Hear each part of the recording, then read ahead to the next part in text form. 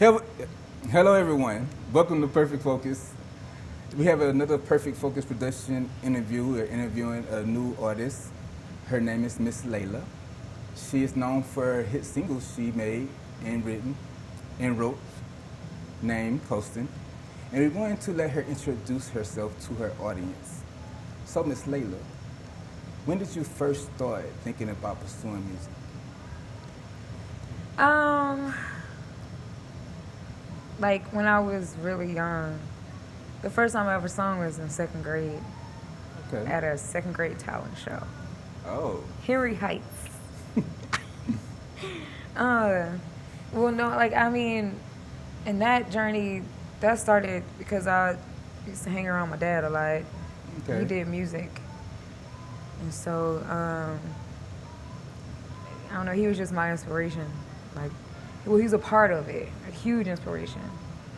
Yeah, so you have a musical background, family background in music. Yeah, so my mom was on Star Search. Okay. Uh, my dad, he was really the musical one. Like my mom, she could sing, but my dad was the one that was more interested in music. Mm-hmm. And he was a producer. Like I call him a musical genius, Okay. if that makes sense. He could pick up an instrument and just give him about 5 minutes, let him learn what it does, let him hear some chords, play some strings, and then he'll be playing it within like 30 minutes. He'll be playing something on it, and you'll be like, I thought you didn't know what you do. You didn't know what you do. It like he doesn't know what he's playing, which is really, it's really like scary to me because he's such a genius like that he does not like it doesn't register to him that this is a A or this is an A minor or this is a B. He just know what it's supposed to sound like. Okay, so he just pretty much have the ear for the music. Yeah, he plays almost every instrument by ear that I can think of, like that you can think of. So That's awesome. So taking you back to childhood, like when your dad was picking up these instruments and he was playing the music and he was playing melodies, like when you were younger, did you ever like experiment like with just singing behind melodies that he was playing or anything like that? actually, yeah, there was times he would be like, "You need to practice more," and I'll be like, "Well, okay," but that actually, it might have seemed like it was like I was arguing with him a lot about that because I'm like, but I think I sound good. But even though I like battled that, I still did take heed to his advice, Yeah. and I actually never had vocal lessons, so I just would go upstairs, like in my room, lock myself up in my room, and I would play like the artists that I grew up on, and I would try to mimic them, just so I can learn how they're reaching the vocal range, or how they're reaching the note that they're hitting, or how they're reaching the octave, how they're breathing. Like I would just mimic them on purpose, and then really kind of pay attention to how I'm breathing and how I'm, hitting those notes and how it's going. Like so, um, in that I was able to kind of like form my own range, if that makes sense. Yeah, and that's the thing, man. Not having vocal lessons, you're not taught all of these techniques, and apparently, well, you actually learned this based off your own, like listening, which is definitely incredible. Right. So, like, you mentioned artists that you actually listened to, that you actually learned these different ranges from. So, I mean, just being curious, what are some of the artists that you actually use to actually establish your range? Surprise, Prince. Prince, Michael Jackson.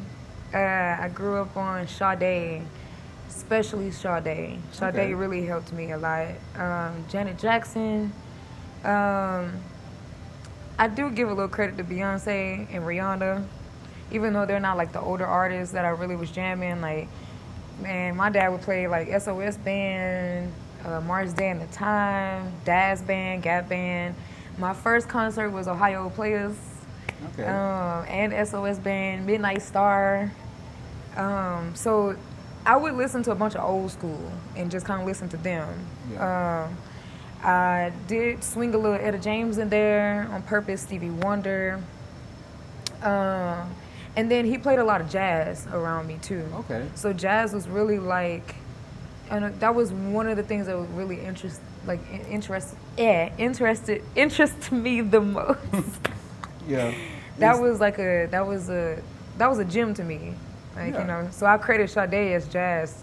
You know, in my opinion, she's jazz.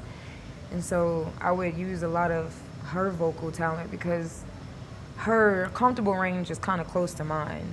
Okay.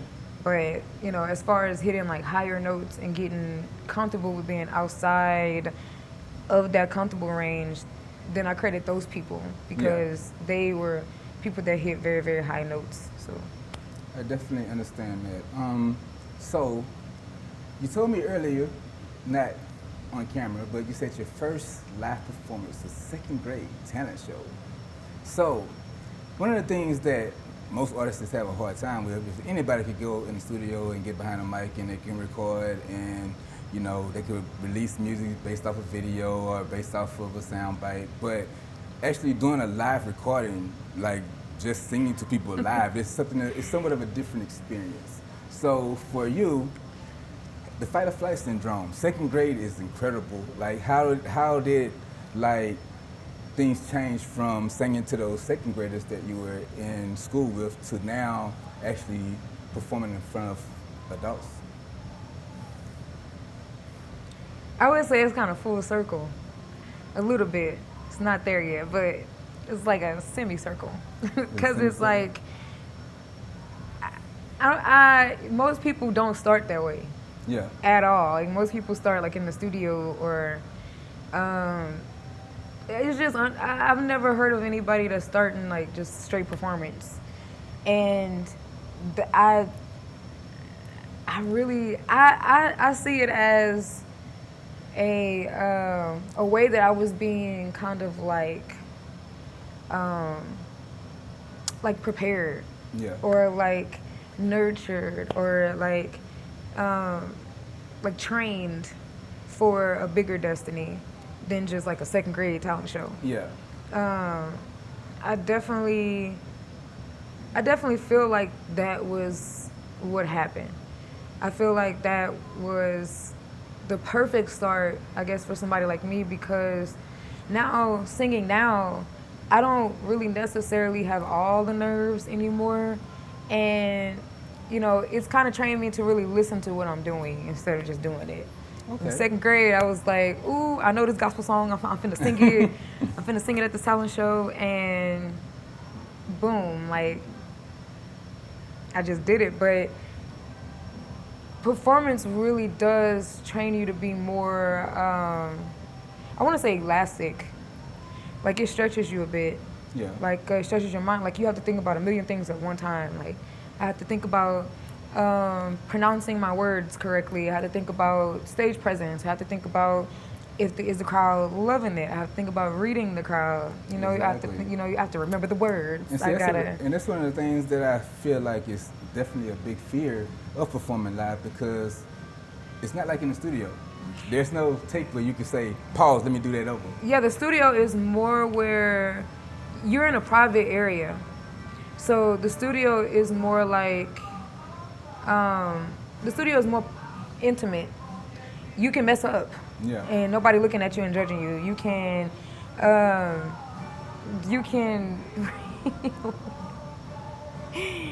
this is Laura. You can mess up without anybody looking at you or judging you. You have a double take, like you can do multiple takes. Yeah. Whereas versus when you're on stage, it's more so like, okay, I gotta wing this mug. If I mess up, I just mess up. If I don't, then good. My music mentor, as I got older, in my adulthood, my music mentor, he used to tell me, he used to say, whenever you're performing, most of the time people do not know you messed up. No. Most of the time, no one knows that you messed up. No one knows that you missed a word unless they really know that song. But they're not gonna it's not gonna be like boo, Yeah. like get on stage, tomatoes.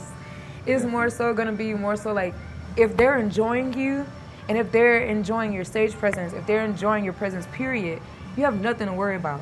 If you mess up, you mess up. If you don't, like I said, kudos. Like Yeah. it's perfect. It's just you have to get out of your own mind when you're on stage. Yeah, so I mean, being a perfectionist, if you're someone that is a perfectionist and you mess up, like being able to actually get over that you messed up and still be able to continue that performance, like that takes a lot mentally to think about. It really does. But I mean, I also credit that to me locking myself up in my room most of Yeah. the time. Because I would play that music on blast, give me a little. My dad had microphones everywhere, so I would steal them. So I would steal his microphones and just go to my room and just be like, Yeah. but, and it seemed silly back then. Like it seemed like you doing too much. My mom and dad would be like, can you turn the music down? Like, what are you doing? It seemed like, okay, she's like, you're wasting time. But really, now that I look back at it, it's more so like, that was preparation. Yeah. Heavy. You was perfecting That was the craft. heavy preparation. And I guess, I guess you could say I am a bit of a perfectionist because I do like, when I get off stage, people could be like walking up to me boo-hooing. Oh my God, that was like the best thing ever. But I would still be like, hey, y'all think that was good? Like, did I sound good? Like, was that great? Yeah. I'm like a horrible overthinker sometimes. I mean, most artists are. I definitely agree with you there. Yeah, I would say that. But I don't know. It just got me really, really thinking back to when I still do that actually. I still lock myself up in my room and I will still practice performance. Hey, you're your own worst critic, but it always You takes are. that to actually become perfect. You know? Yeah, but then you always got people that's just like, that was just phenomenal. Yeah. And you're like, and you're here, you're like, no, because I misstepped over here and I missung this part and I didn't hit this note like I wanted to hit that note, but then it's like, but does that really matter? Yeah. You know? Does that really matter? Like, there's people that you're touching by your gift and they obviously thought that it was just grand. Exactly. For them, it's perfect. Right. But for you, you have your own criticism. Right. So one of the things that I experienced when I first started doing music, because it was different from me just writing things and then saying them, and you actually having a background of starting live with live performances, when you actually heard yourself from the third person's point of view in the studio, like recording, first time recording, like you get to hear yourself differently because you can't hear yourself when you're singing. So when you first heard something that you actually recorded and you actually was able to hear your voice, in that moment, how did it make you feel? Like, was it inspirational? Well, first, I want to say I think the first time I ever recorded was with my dad. And when I heard myself, I guess you could say I looked like Taraji P. Henson off of Hustle and Flow because I was like, is that me? Like that's crazy. I don't know, hearing your voice on stage through a monitor is a lot different than hearing your voice in a studio behind a mic with auto-tune maybe or with all the tricks and trades of Yeah. being in a studio. It's a lot different. It's a lot different.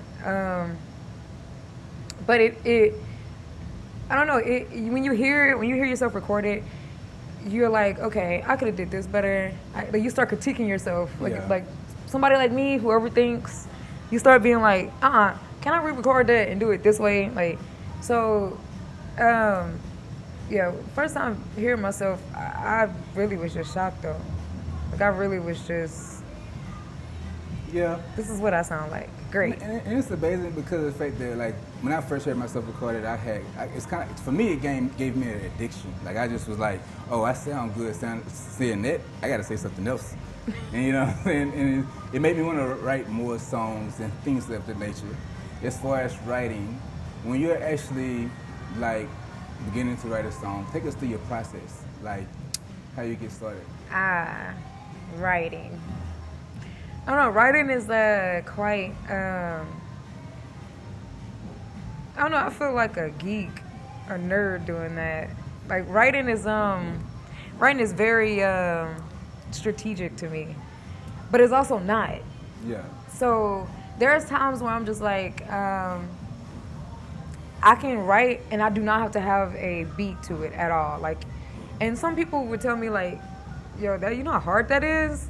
You just writing stuff. Like you don't even have a beat, and it's like I don't need one. It's just I can kind of hear music in my head all the time. Yeah. So as far as like my process of writing, sometimes I will just hear a melody and I will just write it down. And then sometimes I'll leave it alone and I won't even write a whole song. It'll just be like, all right, I'm done with that part. And then maybe I'll come back to it maybe 2 weeks later and I'll be like, oh snap. Like I'll just start writing again. Yeah. Sometimes I'll finish a song and sometimes I'll have to step back from it again and be like, okay, well, let me go through life some more and see what I can add on to this. But the song I recently wrote, I wrote that in full. That was the first time I wrote a song in full from intro to bridge to outro. That was the first time I ever really wrote it just all the way through. And I sat there maybe 15 minutes and wrote that song. Now, my single Coastin', I wrote that song in about 5 to 10 minutes. But I had a beat, so Yeah. that was different for me. That was, I guess I can credit the song to helping me write it in about 5 minutes. But this recent song, I had no music. It was just pure melody. It was just coming to me like throw up. It was wild. Yeah. And I guess every day we go through life and we live life and we surprise ourselves every day. We surprise ourselves with what we could do. And so, I don't know, that was like, I guess one of the surprises. God was just like, ha, you didn't think you could do that, huh? Yeah, and that's the thing, man. Being a rap artist, like for most rappers, they actually have the beat first, or, you know, but rapping is different from singing because there's a lot more work, I think, when it comes to singing. Sometimes it is. Sometimes it's not. So some of the songs I wrote them like I was a rap artist. So when you read them, it's easy to go, like it's easy to like rap to it. But whenever I don't know, when you go through some of my other songs, it's like, oh wait, no, this seemed like a poem. And then other songs are like, okay, this is a melody. But I don't know, my songs are never like, I don't know, they're never like the same. Like as far as that. Like I said, you could read some of my stuff and you'll be like, okay, I could rap to it. Like I could rap this. I've actually written raps for people. Okay. Like I've wrote people's lines. I've wrote people's what do y'all call it? I wrote y'all's bars. I wrote y'all bars. Yeah. I've written some rappers' bars and they've used them in their songs and I really was just like, dang, maybe I should be a rapper. But then I'm like, nah. We got too many of those. Yeah. So I was just I'm fine with writing, for other people and writing people's rap Yeah. bars. So, there's a songwriter background that you might tap into later for people. Ghostwriter. I don't know. That's actually a very good thought. I don't know if I would ever be a ghostwriter. Hey.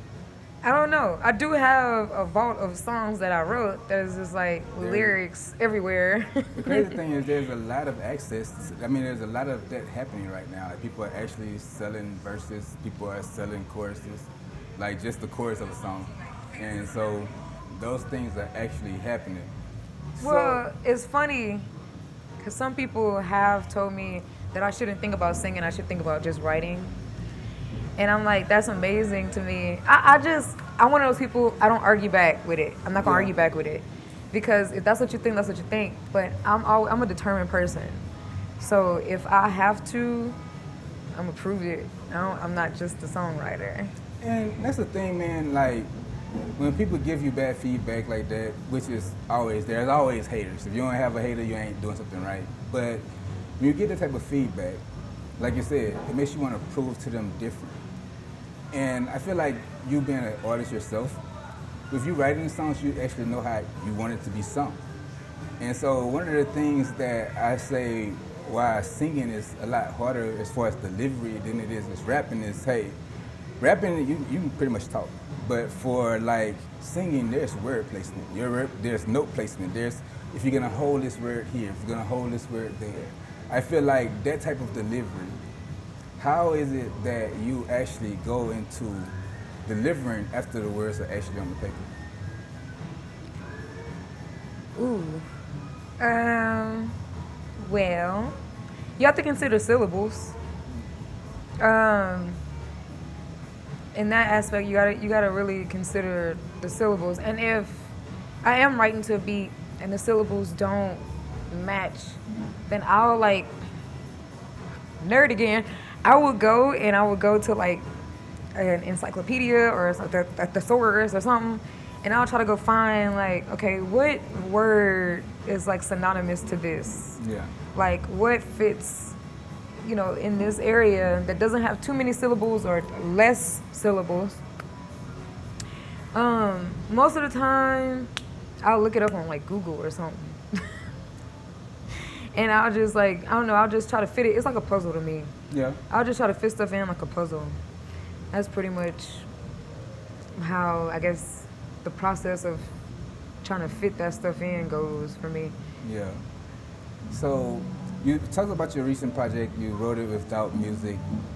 So the thing is, it's like after writing it and you had a melody in your head, how did you actually work with a producer to actually give them that melody that you was hearing to match up those lyrics? Funny story is I was just like on YouTube. I don't know, I scroll on YouTube sometimes from time to time. And this beat just kind of popped up out of nowhere. And I was like, okay.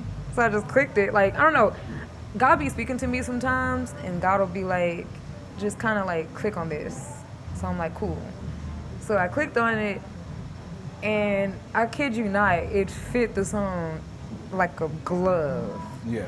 So I was like, cool, now I gotta figure out how I'm gonna remake this without actually remaking this. Yeah. So I work with a really, really talented producer. He's also a violinist.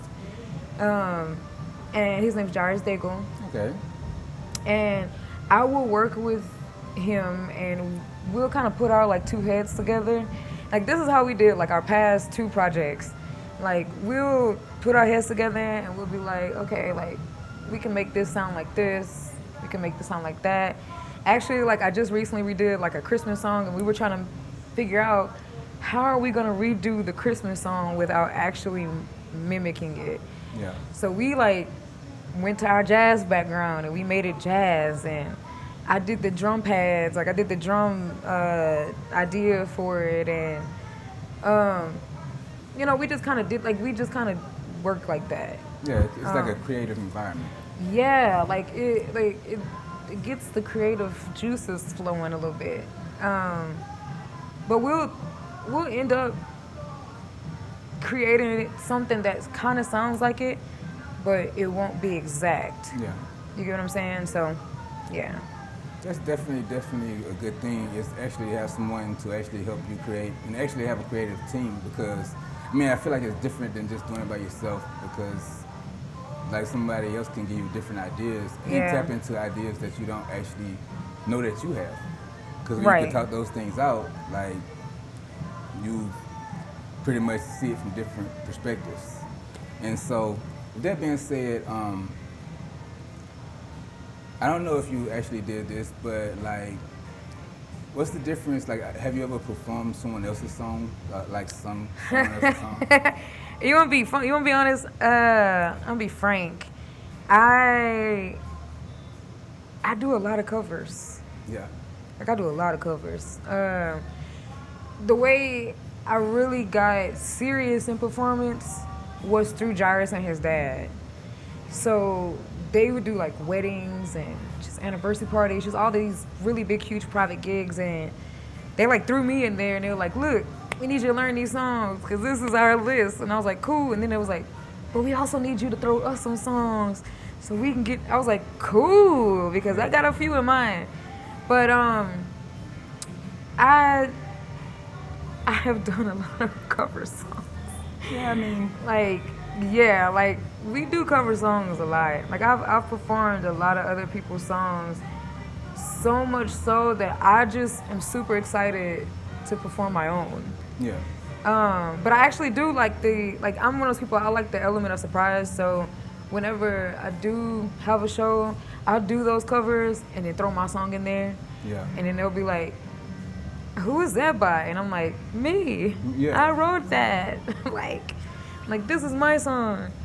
But I have no problem doing covers. It's just I really want to expand it. Like I want to do my stuff now. And then me trying to expand into gospel where I really just want to transition more into like gospel, but not like traditional gospel, more so like I don't know, like the kind of gospel that's just like you don't really hear too often. Like I want people to go, that's gospel? Man, that is like very good because I mean, you don't hear gospel like this or you don't hear Christian music like this. This is pretty different. Like that's where I'm at with it. You know what I'm saying? Yeah, So most yeah. definitely. And so, one of my last questions would be, other than singing, if there's something else that you have that you do, just on a normal, what would that be? Like, just to relax. If you're not singing, what else would? I don't know.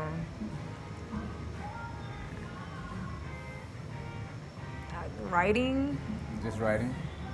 I mean, relaxing to me is like, well, I've done a lot of modeling. I have just 20 about to ask years you. of I was fashion. just about to ask you because I was trying to put it out of you, but yes, I was just about to ask you about the modeling because everyone can't do that. Man, I've been modeling since, I don't know, my first modeling gig was when I was like 3 or 4. And I got a contract with this modeling agency in New York. And we went out there and I did like photo shoots and all that stuff. And I used to do pageants. Yeah. But then like when I got older, my model mentor, she's like a really good friend of mine now. She's her name's April Carter. She's a doctor now, so I gotta say Dr. April Carter. She, I don't know, she really, really helped me more so with confidence too. I didn't have a lot of confidence as a little children. I didn't have a lot of confidence, whatever. So, she was really just like a really good stepping stone, or she really helped me elevate in that, Yeah. like a lot. That's good. But I would do runway with her. Like she taught me runway. We would do fashion shows, and then I elevated to being her trainer, like where I was training people that she was bringing in, and then I was doing fashion shows, like making those possible for people. And then it kind of just went from that to me styling people and me choosing fashion for everybody. It got a little wild. It got out there, like it spread out like a flower. So There's nothing wrong with having a lot of traits and being good at a lot for that matter. So we're talking about the project that you said is not out yet. Do you have any pending dates of when you're actually going to release the new? Spoiler alert. Right. My song, well, let me say, it's called The Traveler. It's really about more like us as spirits and not as people, like as souls. Like we travel through a lot of turmoil, a lot of good times, a lot of just really a lot of ups and downs. Okay. We change, we evolve, we, sometimes we wake up and we have different mindsets, and it's all spiritual. So I named it the Traveler because of that. But the date, I don't actually have a set date yet.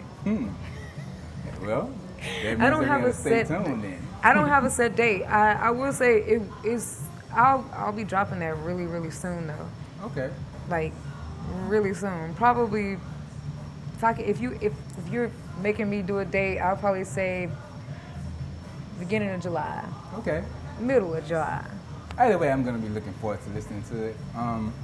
But definitely thank you for letting us catch up with you today, because I know that you're a busy woman, and for everybody that don't know, she's actually performing tonight. So we're actually being able to catch up with her before her performance. So thank you for talking with us today. And hey, we're gonna revisit and have another interview later, so we can actually catch up with you some more. But I'm excited. yeah, so we are looking forward to this single, and it was nice to meet you today, and it was a pleasure. Thank you for interviewing and choosing us. Thank you for being with my homie, Bryce, the master behind Perfect Director. Focus, the director. Director. He's always behind the camera because he don't want to be in front of it. But yeah, he actually the one who actually gave me this opportunity, and I'm actually happy to actually help other artists, because I wish someone would have been there for me. Yeah, I'm the same way. Like, I mean, not saying nobody been there, but I'm just saying, like, this journey, I really have done this on my own. Yeah. Like, I was like my own person. I was like, go, team, go. Like, you know, when people were not coming to my shows, I would just gather up new fans from the people who were already there. Yeah. So that, I know what that feels like. So I do always try to support people whenever I can, because I think it's really important to have a support team. Like, you gotta have people that are just like there for you, really pushing you. Like, I always tell, when me and my parents talk about this, I always go, how do you think Beyonce got where she at? Like, she was not alone in this at all. No. Like, people was quitting, daddy was quitting his job, mama was quitting jobs. Like, it's just, people were just there for her. People uplifted her. People knew that they believed in her. Yeah. That's really what I'm looking for. They really believed in what she could do, and they nurtured it. And when you nurture a gift, there's no telling where it'll take you. Exactly. And that's what, I believe in that. I really believe in nurturing people's gifts. So that's where I'm at. All right.